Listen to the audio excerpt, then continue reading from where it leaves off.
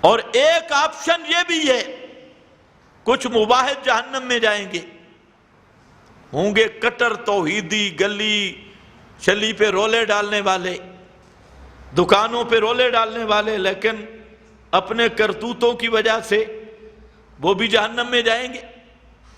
اب آگے ہوں گے پیر صاحبان، گورڑے والے، خربوزے والے، بڑے بڑے مولوی، بڑے بڑے پیر، کیونکہ جہنم بڑے لوگوں کی جگہ ہے، یہ بھی ذہن میں رکھو، یہ بات ذہن میں رکھ لو، حدیث میں بھی آتا ہے جہنم بڑے لوگوں کی جگہ ہے۔ یہ جتنے بڑے دنیا دار طبقے، یہ سارے کے سارے کٹھے ہوں گے وہاں، بڑے پیر، بڑے حکمران، بڑے شیاطین، بڑے بڑے دنیا دار، کوٹھیوں بنگلوں والے، اور جو جنت ہے یہ غریبوں کی جگہ ہے۔ اس میں مسکین اہل الجنت بلہن، خیر بہرحال اللہ ہم سب کو جنت کا مستحق بنا دے۔ وہ دیکھیں گے، وہ کہ اچھا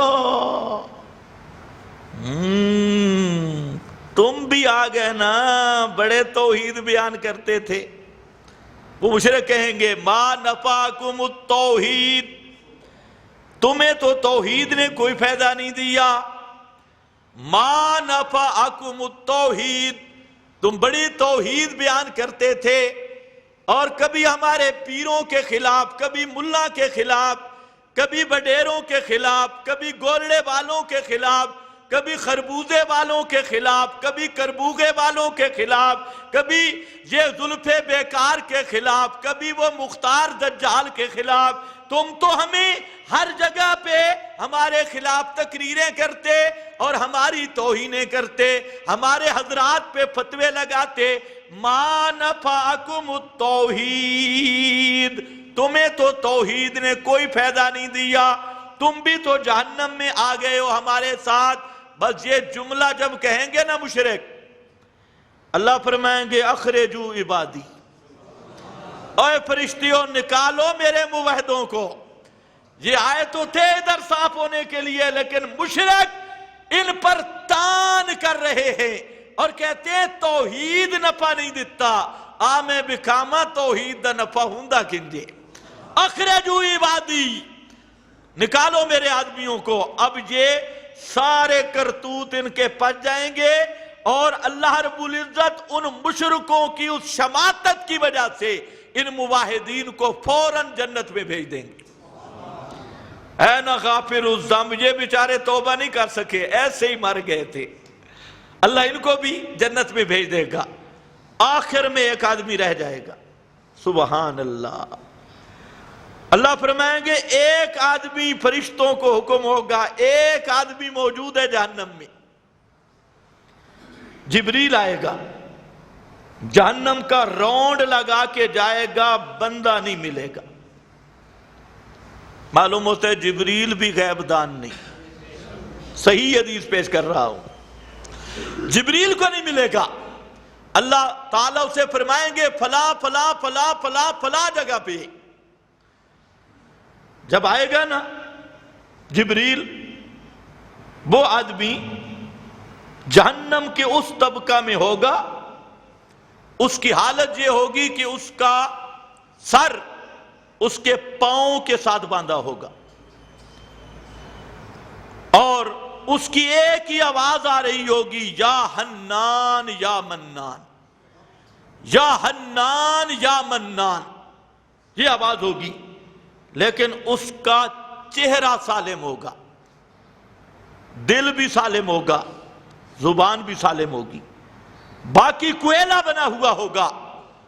کیوں کہ چہرہ اس کا وہ تھا جو اللہ کے سامنے جھکا کرتا تھا، کسی غیر کے سامنے نہیں جھکا تھا۔ زبان وہ تھی جس سے لا الہ الا اللہ نکلا تھا، اور دل وہ تھا جو لا الہ الا اللہ کی امانت گاہ تھا، اس میں لا الہ الا اللہ تھا۔ اور یاد رکھ لو، وہ چہرہ جو کبھی غیر کے دربار پہ نہیں جھکا، اس چہرے کو جہنم نہیں جلا سکتی۔ وہ زبان جس سے لا الہ الا اللہ نکل گیا، اس زبان کو جہنم نہیں جلائے گی. وہ سینہ اور دل جس میں ایک دفعہ سمجھ کے لا الہ الا اللہ آ گیا، وہ دل اور وہ سینہ بھی جہنم کی آگ نہیں جلا سکتی. جبریل آ کے اس کو چھنڈا لگائے گا، جہنم کے غرز یوں چھنڈے گا، وہ نکلے گا. اس کا آگے لمبی حدیث ہے، اب وقت نہیں ہے، اگر یاد آ گئی تو آئندہ جمعہ بیان کر دوں گا. ایک آپشن یہ ہے، آخری جہنمی نکل جائے گا. تو جس آدمی بات آ گئی ان اللہ لا یغفر ان یشرک بہ ویغفر ما دون ذلک لمن یشاء، لیکن یاد رکھ لو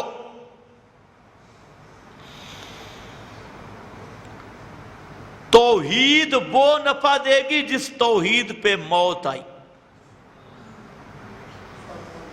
اگر خاتمہ ایمان پہ ہو گیا، اور خاتمہ ایمان پہ تب یقینی بنتا ہے کہ آدمی رب کا باغی نہ بنے، اللہ کا باغی نہ بنے، خدا کا مقابلہ نہ کرے. گناہ ہو جاتی ہے لیکن گناہ پہ اکڑ نہ جائے. گناہ ہو جاتی ہے انسان، اسی لیے تو وہ بابا تو معصوم تھا لیکن تھوڑی سی بات ان سے بھی کروا دی. نسی آدم ولم نجد لہ عزما. گناہ ہو جاتے، گناہ پہ آکڑے نہیں. دوسری ایک بات آخری سن لو، بالکل آخری. اگر آپ میری بات پہ عمل کر لینا، آپ کو سچی راز کی بات بتا رہا ہوں.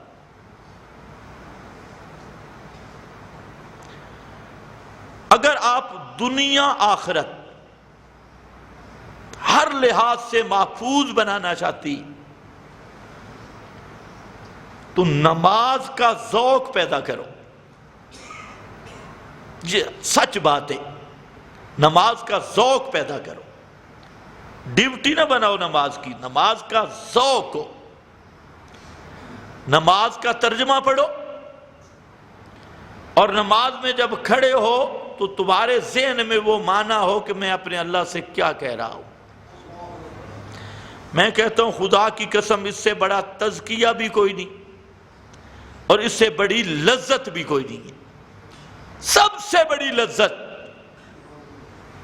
سب وظیفوں سے بڑا وظیفہ، سب اذکار سے بڑا ذکر، اور سب حلاوتوں سے بڑی حلاوت وہ نماز میں ہے. اس لیے سچے نمازی بن جاؤ، پکے نمازی بنو، ذوق والے نمازی بن جاؤ، اور اپنی نماز کو اس حد تک لے جاؤ کہ جب اللہ اکبر اور سبحانک اللہم تمہاری زبان پہ آئے تو تمہارے دل میں ٹھنڈک محسوس ہو. اگر اس درجے پہ آ جاؤ، اور مشکل کوئی بھی نہیں، کوئی مشکل نہیں. اگر آپ چند نمازیں صحیح ذوق سے پڑھ لے تو خدا کی قسم پورے دین کی حلاوت اللہ آپ کو نصیب کر دے گا اور ایمان کی پختگی نصیب کرے گا. وآخر دعوانا ان الحمدللہ.